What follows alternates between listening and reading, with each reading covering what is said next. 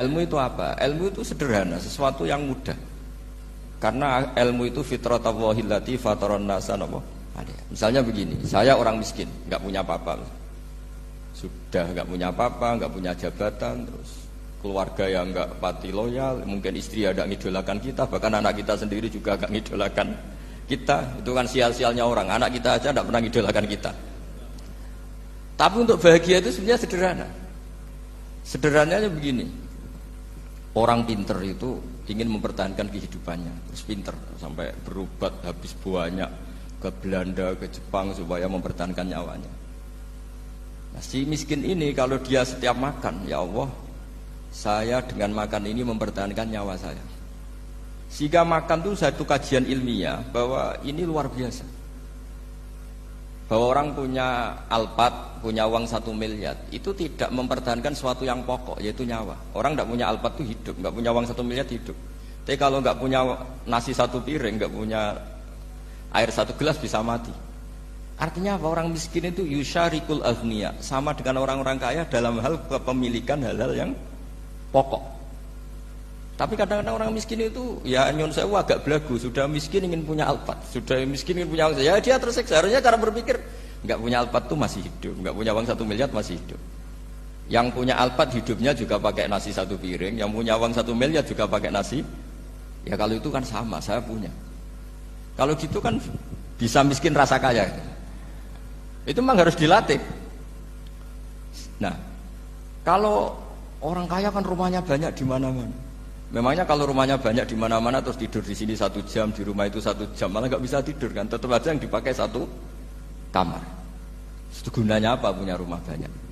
Setidaknya zaman miskin itu dia berpikir gunanya apa punya rumah banyak untuk dipakai ya hanya 1.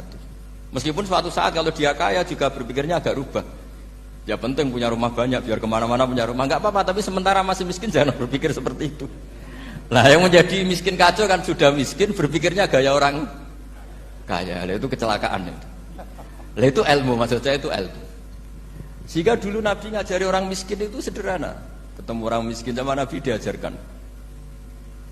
Nabi diantara ajarannya begini. Ada seseorang man asbaha, orang yang setiap harinya mu'afan fi jasadi, dia sehat, aminan fi sirbi, negara dalam keadaan aman, tidak dalam ancaman, indahu qutu yaumi, dia hari itu punya makan, faka'an nama khizat lahu dunya bihadzafiriha, berarti dia sudah punya dunia dan isinya. Karena polanya sama. Buat Presiden Amerika itu yang untuk mempertahankan nyawanya ya makan pokok dan minuman pokok, bukan jabatannya sebagai presiden atau punya uang triliunan. Orang paling kaya di Indonesia juga gitu, untuk mempertahankan hidupnya juga dengan makanan pokok. Dan itu orang miskin punya. Nah, kehidupan paling top itu apa? Ya kehidupan yang mempertahankan nyawa itu yang paling top, lainnya itu enggak.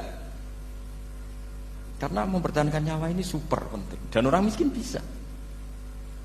Nah, saya berharap ilmu seperti inilah menjadikan dulu itu kuat ketika melawan Belanda. Kenapa kuat? Karena mereka gampang syukur. Barokahnya gampang syukur itu selesai dengan dirinya sendiri. Kalau bahasa intelektualnya itu, orang kalau sudah selesai dengan dirinya sendiri bisa berpikir memanfaati pada orang lain. Nah, dulu orang-orang miskin ketika era sahabat, termasuk era para ulama yang mendidik para umatnya, itu selesai dengan dirinya sendiri. Nah sekarang banyak orang miskin juga termasuk orang kaya, bahkan belum selesai dengan dirinya. Wah itu angel, ngajak jihad angel, karena dengan dirinya saja belum selesai. Maka masyhur itu kan ketika perang Tabuk ada orang datang, kira-kira kalau Indonesia pakai beras 4 kilo, ya Rasulullah yang 2 kilo tak kasihkan keluarga kami supaya bisa makan, yang 2 kilo tak kasihkan jenengan untuk biaya perang. Perang Tabuk itu perang tersulit, disebut perang Dhatil Usra. Sekarang hitung saja, ini coba dihitung, mungkin yang bagian kasir tahu. Kalau 2 kilo kali 3.000, umat Islam pas itu sekitar hampir 3.000. 3.000 itu sudah 6.000 kilo. 6.000 kilo itu artinya apa? Orang miskin ketika perang membiayai dirinya sendiri, itu satu. Kedua, dengan mental memberi, orang ini tidak tamak. Barokahnya tidak tamak, tidak nyalahkan yang kaya. Efek dari itu apa ketika perang Tabuk?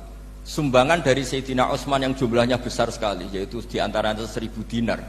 1 dinar kira-kira 4,25 gram, berarti sekitar 4.000 gram. itu bisa diberikan alat perang.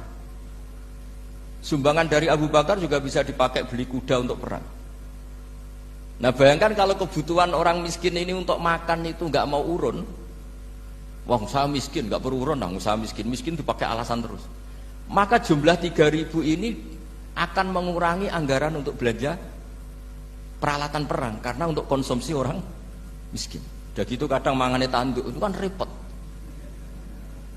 Wes miskin mangane tanduk, nak antri mob kan ribet. Artinya apa? Perang ini tidak fokus karena ngurusi konsumsi untuk orang-orang miskin. Nah, dulu zaman Nabi orang miskin pun semuanya heroik. Mereka dibantu gak mau, ininya bantu. Sampai dicibir sama orang munafik. Apa gunanya sedekah 2 kilo? Wong perang ini perang besar antar negara. Pas itu mau perang melawan Romawi. Sampai orang munafik bilang alladzina almizuna almuttawiina minal mu'minina fis sadaqati walladzina la yajiduna illa juhdahum faskharuna minhum. Orang-orang munafik digambarkan Allah orang-orang yang mencibir sedekah kecil. Wong untuk perang besar kok sedekahnya hanya 2 kilo. Tapi yang mahal bukan 2 kilonya. Kalau ada 1 juta orang miskin menyumbang negara 20.000, itu artinya apa? Kita punya rakyat yang inginnya hubungannya dengan negara memberi.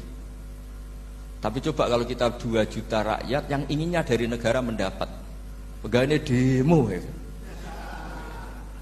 Nah ini ajarannya Nabi yang luar biasa. Dulu Nabi itu bisa mendidik orang miskin pun bermental memberi.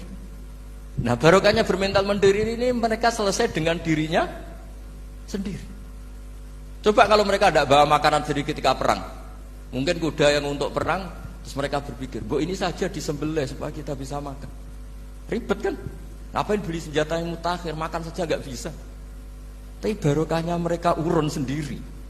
Mereka selesai dengan dirinya sendiri. Itu hebatnya didikan Rasulullah Shallallahu Alaihi Wasallam. Lalu dulu Mbah Hasyim dan kawan-kawan itu berhasil mendidik seperti itu.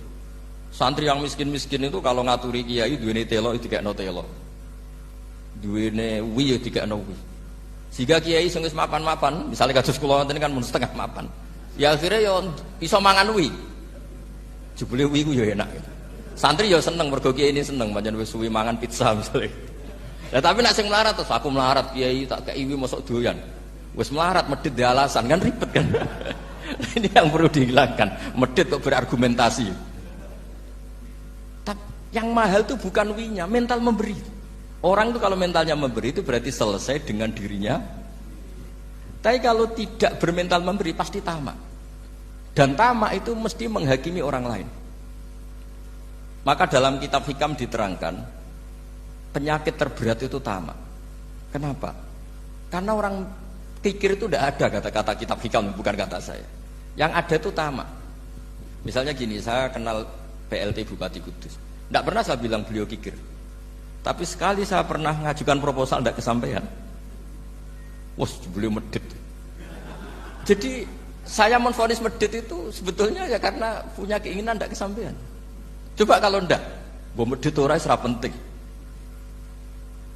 Misalnya anak-anak muda sama orang-orang cantik di Jakarta, pernah nggak kamu bilang itu sombong? Enggak kan? Setelah kamu bilang, Mbak aku ingin kenalan Mbak sampean, terus dia agak mau, baru kamu bilang sombong karena keinginan kamu enggak. Nah, bayangkan kalau orang bermental tomak, kayak apa bangsa ini? Nah, sahabat itu dididik oleh Nabi, tomak itu selesai karena keinginan mereka memberi. Sehingga Indonesia bisa merdeka begini itu barokahnya didikan ulama, semuanya ingin memberi. Dulu belum ada negara, tentara-tentara kemerdekaan kalau di kampung-kampung itu ya dibiayai donatur-donatur. Termasuk bahasa saya, bu itu saya dulu. Bu itu berapa ton aja beras untuk pasukan Hizbullah, pasukan TNI. Di Aceh ada Daud berih, ada yang baca berueh. Jadi baca aja kayak kira asap ada yang berih, ada berueh. Saya juga gak tahu orang Aceh kalau baca berih. Nyumbang berapa emas untuk kemerdekaan Indonesia. Yang Kesultanan Jogja Legowo. Jogja tidak lagi negara tapi diberikan bagian dari Indonesia dan seterusnya. Nah, jadi semua ini barokahnya didikan Rasulullah SAW yang diteruskan para ulamanya bahwa nomor 1 didik masyarakat itu bermental memberi. Dengan bermental memberi apapun kecilnya ini selesai dengan dirinya sendiri. Itu kalau sampean nggak punya mental memberi, nanti pulang dari Pemda, sok acara kabupaten berkata ini tok ribet itu. Awas itu, bar ngaji langsung lali berarti sampean. Sudah kalau nggak urun ini sudah luar biasa, nggak urun untuk berkat itu sudah luar biasa. Jadi itu yang makanya Nabi itu Quran dimulai wa mimma razaqnahum apa? Yunfikun. Quran mengajarkan bermental memberi, yunfikun. Nabi berkali-kali ngulang al yadul ulya khairum minal yadis sufla. Dan memberi itu tidak harus nunggu kaya. Gambarannya Quran tentang orang baik itu gimana? Alladzina yunfikuna fis sarra wad dharra. Bukan fis sarra saja, ketika wad dharra juga. Saya pernah guyon sama orang kaya di Jakarta, dia uangnya miliaran, mungkin malah triliunan. Guyon sama saya, Gus saya ini sudah sekian bangun masjid di mana-mana. Saya ini berarti hebat. Enggak kata saya, enggak ada masjid agama tetap jalan kata. Karena di kampung-kampung sudah banyak masjid kata. Masih keren tukang becak kata. Kok bisa Gus? Sampai nyumbang masjid 1 miliar, itu masjid apa kata saya? Ya masjid-masjid besar. Nah itu paling dipakai kubah atau menara atau apalah yang tidak mendesak. Tapi kalau orang miskin, ngutangi orang miskin itu kalau nggak utang hari itu nggak makan. Kan nggak mungkin tukang becak ke utang ada bank atau orang kaya raya kan kenal saja enggak. Mesti orang miskin utangnya sama orang miskin. Saya kalau orang kaya utang Habibidin mesti mau beli Innova. Karena level orang elit, jadi utangnya itu beli Innova, aksesoris Innova, seri terbaru. Tapi kalau orang miskin sama orang miskin utangnya itu beras untuk nyawa. Artinya apa? Kalau saya diutangi Habibidin untuk beli Innova itu ganjarannya itu sekunder. Tapi kalau sesama orang miskin itu ganjarannya primer. Keren mana? Hutang-hutangannya orang miskin sama orang kaya. Satu menyelamatkan nyawa, satu menyelamatkan citra. Dia baru sadar, ternyata orang miskin lebih hebat ketimbang saya, lebih hebat tapi tidak usah ditiru kata saya. Cuma dia menjadi tidak sombong sekian miliar yang disumbangkan ke masjid karena dia menjadi tahu ternyata itu tidak banget. Nah kecuali masjid-masjid yang kamu nyumbang memang masjid perintis di daerah-daerah yang belum ada masjid. Kalau masjid-masjid besar itu kan kadang kebutuhannya sudah selera bukan pokok. Nah saya ini cerita ya jadi supaya orang tahu lah. Zaman Nabi itu orang sudah selesai semua dengan dirinya sendiri. Jadi maksud saya Islam nggak apa-apa tanpa masjid itu masjid yang sudah sifatnya selera. Indonesia kan masjid sudah sifatnya selera semua. Yang dikatakan masjid pokok kan yang dipakai sholat bisa, dipakai alat sesuci bisa. Tapi kalau sudah selera ya pondasinya harus begini, lampunya harus dari kristal, terus kubahnya itu sudah selera. Nah rata-rata sumbangan yang miliatan itu kan sudah ke selera. Sementara orang miskin utang-utangan sama orang miskin untuk menyelamatkan apa coba? Nyawa. Artinya para orang miskin jangan kecil hati, wah saya sudah kok hanya 2 kilo, tapi 2 kilo nyawa. Dan itu pahalanya luar. Nah ini ilmu asal saja. Nah kiai itu berhasil seperti itu sehingga orang-orang miskin dulu tuh rumah tentara itu ya nganggo wi, nganggo telo, bahkan ada yang pakai apa itu Pak Hartopo itu pisang itu, arasnya pisang itu, gronggolnya pisang sudah dipakai saja Pak tentara. Tentara di mana-mana bisa makan. Coba kalau yang ngamal yang kaya itu tidak cukup. Tapi barokahnya yang miskin juga ikut ngamal itu cukup karena yang miskin itu mayoritas. Jadi didukung kaum miskin itu pasti menang lah kan kira-kira gitu. Karena di mana-mana orang miskin itu banyak. Menemukan orang kaya itu nyari data. Kalau menemukan orang miskin seketemunya pasti ketemu. Dan orang miskin ini dididik ulama untuk berkontribusi. Sehingga banyak tentara yang ketika dicari Belanda pura-pura jadi petani. Ini juga yang menyelamatkan orang miskin. Nah, ulama dulu itu orang paling sukses mensuasanakan seperti itu. Itu yang diceritakan di perang Tabuk, mimpa di maka tayazihu qulubu fariqim minhum. Jadi perang Tabuk itu perang di antara yang paling diceritakan Allah berkali-kali apa? Ya Rasulullah tadi malam saya buruh dan ini dapat 2 sok ya kira-kira berapa kilo lah. Yang separuh untuk keluarga kami, yang separuh saya sumbangkan ke jenengan. Lu coba perang antar negara hanya menyumbang 2 kilo beras, bayangkan.